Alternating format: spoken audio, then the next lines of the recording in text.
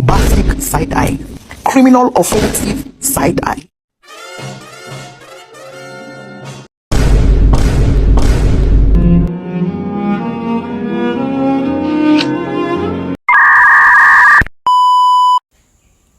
Assalamualaikum warahmatullahi wabarakatuh. Perkenalkan, nama saya Anissa Fatmawati, kelas 12 MP1. Di sini saya akan menjelaskan mengenai materi disiplin pegawai.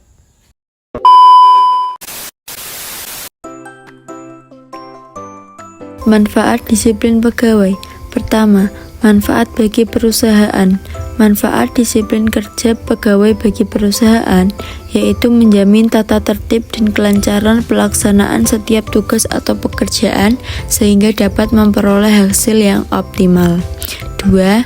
Manfaat bagi pegawai. Manfaat disiplin kerja bagi pegawai adalah terciptanya suasana kerja yang menyenangkan dan kondusif sehingga dapat menambah semangat kerja dalam melaksanakan setiap tugas atau pekerjaan yang akan berdampak pada produktivitas lainnya. Faktor-faktor disiplin pegawai.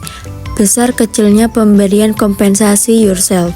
Apabila mendapatkan kompensasi yang memadai, para pegawai akan bekerja dengan tekun, disertai perasaan senang dan menghindar dari tindakan korupsi.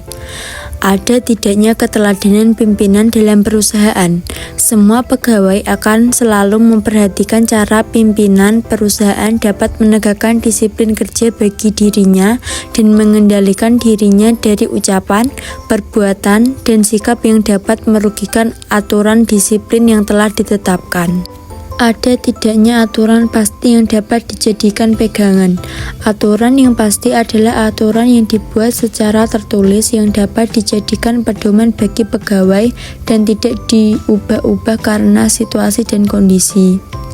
Keberanian pimpinan dalam mengambil tindakan.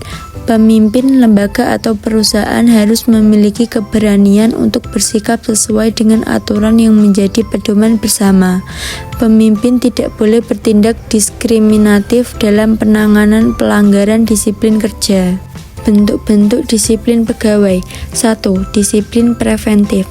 Disiplin preventif adalah suatu upaya menggerakkan pegawai untuk mengikuti dan mematuhi pedoman kerja dan aturan-aturan yang telah digariskan oleh perusahaan.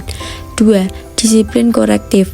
Disiplin korektif adalah suatu upaya menggerakkan pegawai dalam suatu peraturan dan mengarahkan untuk tetap mematuhi peraturan sesuai dengan pedoman yang berlaku pada perusahaan. 3. Disiplin progresif. Disiplin progresif adalah kegiatan yang memberikan hukuman-hukuman yang lebih berat untuk pelanggaran-pelanggaran yang berulang. Jenis-jenis hukuman.